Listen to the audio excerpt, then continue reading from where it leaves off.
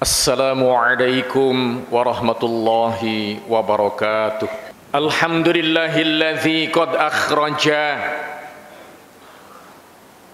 nataijal fikri li arbabil hija musalliyan ala nabil mustafa wa alihil mustakmilina syarafa. Ashhadu an la ilaha illallah wahdahu la syarikalah wa ashhadu anna Muhammadan abduhu wa rasuluhu la nabiyya ba'dah. Sallallahu alaihi wa ala alihi wa ashabihi. Amma ba'du fa ya ayyuhal hadirun, usikum wa iyaya bitaqwallah wa ta'atihi la'allakum tuflihun. Wa idza quri'al qur'anu fastami'u lahu wa ansitu la'allakum turhamun.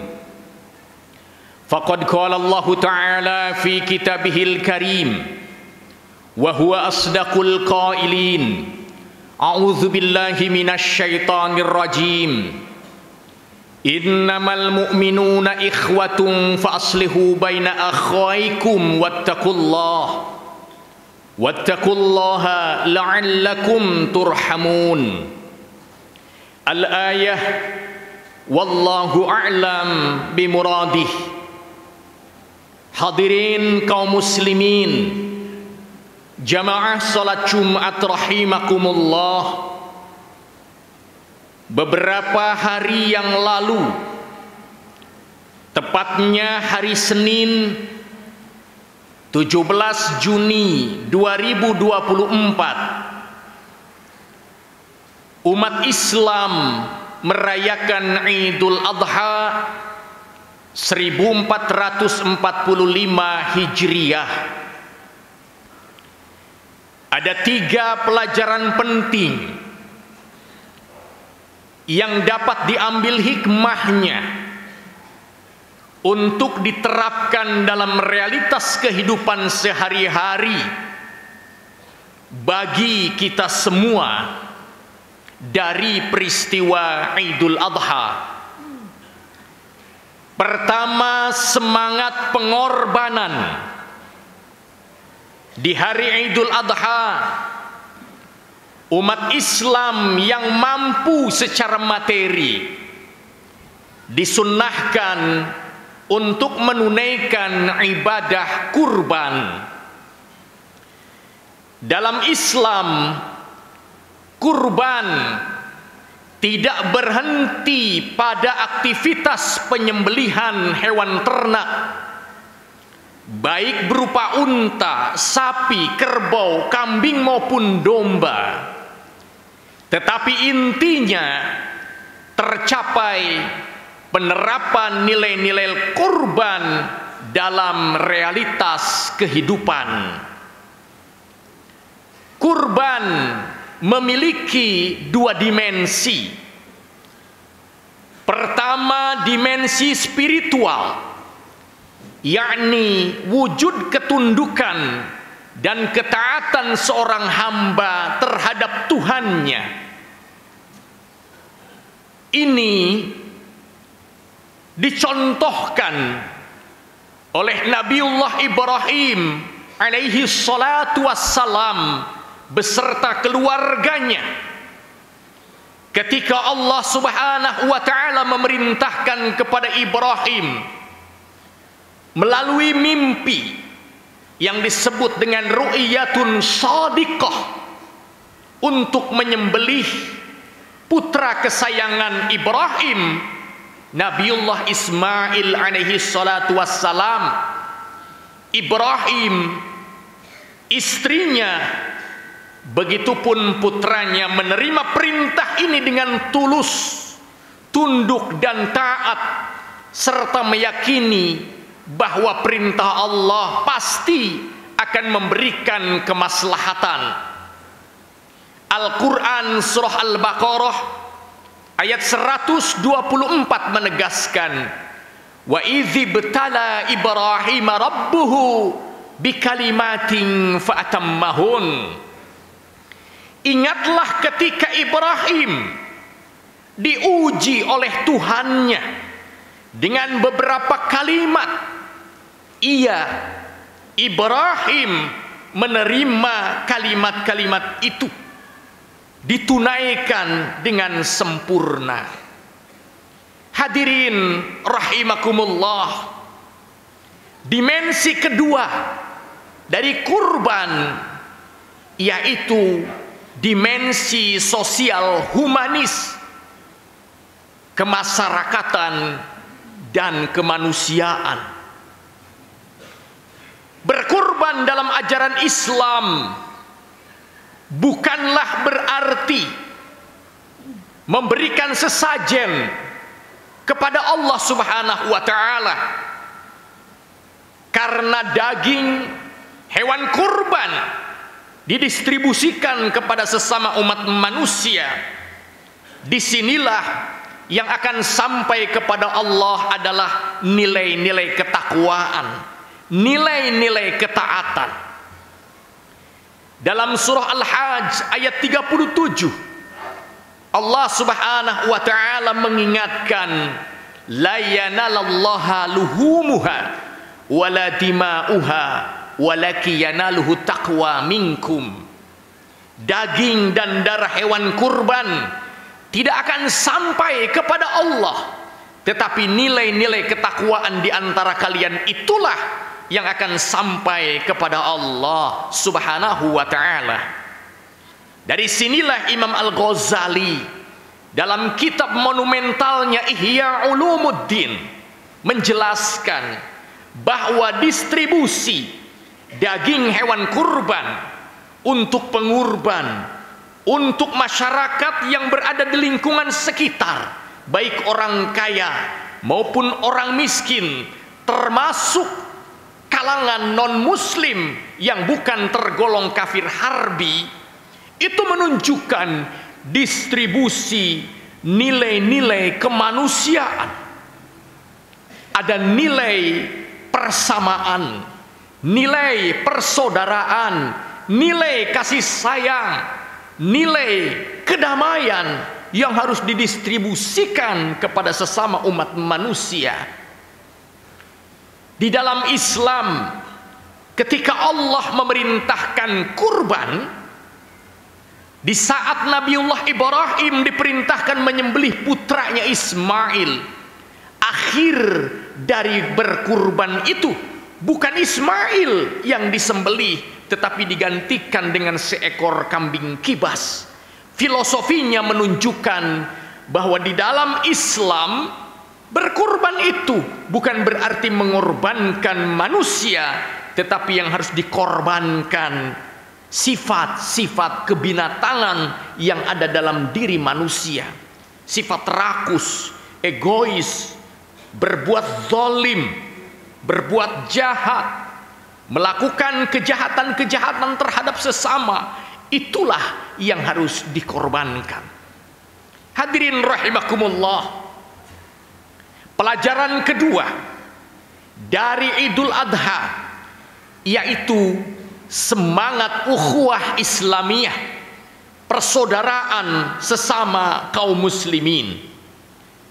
Pada tanggal 9 bulan Zulhijjah, umat Islam yang menunaikan ibadah haji wukuf di Arafah, mereka datang dari berbagai penjuru dunia, dari berbagai negara, dengan atribut perbedaan, perbedaan bahasa, perbedaan warna kulit, suku, tradisi, bahkan status sosial. Tetapi perbedaan-perbedaan itu disatukan, dipersamakan dengan semangat ukhuwah Islamiyah, yakni kesamaan akidah, akidah Islamiyah. Allah Subhanahu wa taala berfirman dalam Al-Qur'an surah Ali Imran ayat 103, wa'tasimu bihablillahi jami'an wa la tafarraqu. Berpegang teguhlah kalian kepada tali agama Allah dan janganlah kalian bercerai-berai. Walaupun dalam kehidupan ini kita dihadapkan pada realitas perbedaan. Beda bahasa, beda tradisi, beda organisasi, beda bendera, beda pilihan politik, bahkan beda pendapatan. Itu semua bukan berarti kita harus bercerai-berai. Umat Islam disatukan dengan kesamaan akidah, akidah Islamiyah. Asbabun nuzul ayat ini ditujukan kepada dua suku umat Islam yang tadinya dari suku Madinah ketika masih non-muslim, Aus dan Khazraj, yang selama 120 tahun mereka berseteru, berselisih dan bermusuhan. Dengan datangnya Islam, kedua suku besar di Madinah ini kemudian menjadi bersaudara. Dalam Al-Quran surah Al-A'raf ayat 10, Allah Subhanahu wa taala menegaskan, innamal mu'minuna ikhwah, sesungguhnya orang-orang yang beriman itu bersaudara. Fa aslihu baina akhwaikum, oleh karenanya damaikan di antara mereka jika terjadi perselisihan. Wattaqullaha, bertakwalah kalian kepada Allah, la'allakum turhamun, semoga kalian memperoleh rahmatnya. Sesama kaum muslimin, sama-sama beriman, dilarang untuk saling memaki, dilarang saling merendahkan, apalagi berseteru dan bermusuhan yang berkepanjangan, tak ada ujung penyelesaiannya. Surah Al-Hujurat ayat 11 menegaskan, ya ayyuhalladzina amanu, wahai orang-orang yang beriman, la yaskhar qaumum min qaumin asa ayyakunu khairam minhum.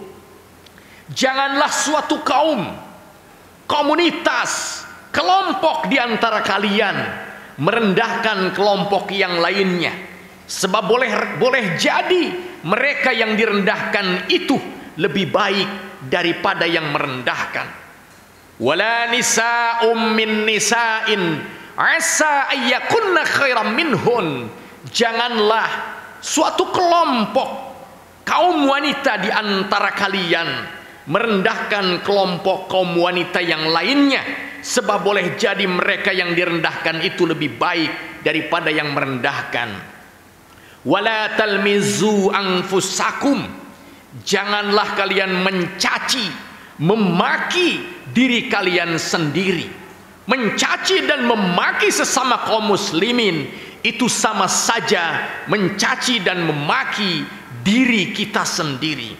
Wala tanabazu bil alqab, dan janganlah di antara kalian saling memanggil dengan panggilan, dengan gelar yang buruk. Bi'salismul fusuqu ba'dal iman, seburuk-buruk panggilan adalah panggilan fasik setelah beriman. Jangan sekali-kali orang-orang yang beriman memanggil kepada sesama dengan panggilan kafir, fasik, munafik, padahal sesama kaum muslimin itu beriman kepada Allah Subhanahu wa taala. Ini panggilan yang buruk. Bi'salismul fusuqu ba'dal iman wa man lam yatub faulaika humuz zalimun. Siapa saja di antara kaum muslimin yang terjebak melakukan perbuatan ini, jika tidak kembali, tidak bertobat, tidak kembali ke jalan Allah, tergolong orang-orang yang zalim. Hadirin rahimakumullah, pelajaran ketiga dari Idul Adha yaitu semangat kembali kepada Al-Quran. Tanggal 10 bulan Zulhijjah Allah menurunkan wahyu terakhir, surah Al-Maidah ayat 3. Al-yawma akmaltu lakum dinakum wa atmamtu alaikum ni'mati wa raditu lakumul islam dina. pada hari ini ketika Rasul menunaikan haji wada, Allah menurunkan wahyu terakhir surah Al-Maidah ayat 3. Pada hari ini aku sempurnakan agamamu untukmu, aku cukupkan nikmatku untukmu, dan aku ridho Islam sebagai agamamu. Wahyu terakhir surah Al-Maidah ayat 3 ini isinya menegaskan bahwa ajaran Islam telah sempurna, ajaran Islam telah final. Kita sebagai kaum muslimin tidak perlu lagi mencari-cari agama dan mencari-cari penyempurnaan terhadap ajaran Islam yang termaktub dalam sumber utamanya Al-Quran dan As-Sunnah An-Nabawiyah.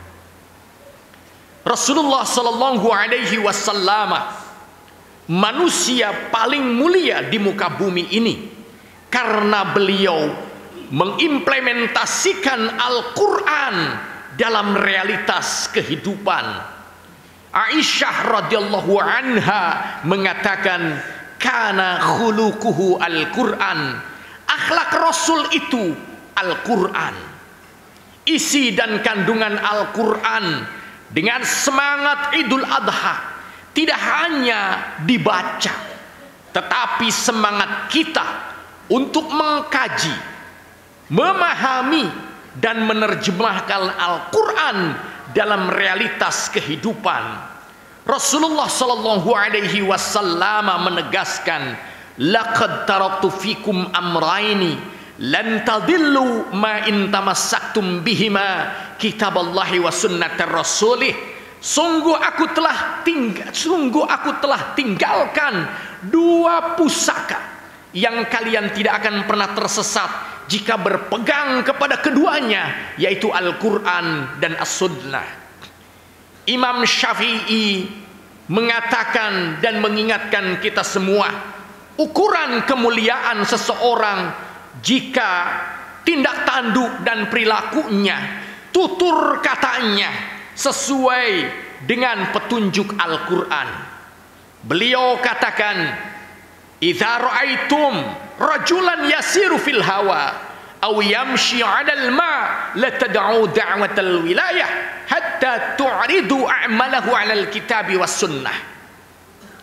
Apabila kalian melihat seseorang yang dapat berjalan di atas air dan terbang di angkasa, kalian jangan serta-merta menyebut orang itu sebagai wali sebelum kalian melihat tindak tanduk dan perilaku orang tersebut sesuai, sejalan, selaras dengan tuntunan Al-Quranul Karim. Hadirin rahimakumullah, semangat dari Idul Adha memberikan pelajaran penting untuk kita semuanya agar senantiasa menjalin komunikasi vertikal dengan Allah Subhanahu wa ta'ala yang disebut dengan hablum minallah, dan menjalin komunikasi horizontal dengan sesama umat manusia yang dikenal dengan hablum minan nas. Barakallahu li wa lakum bil ayati wa dzikril hakim wa taqabbala minni wa minkum tilawatahu innahu huwas samiul alim. Qul rabbighfir warham wa anta khairur rahimin.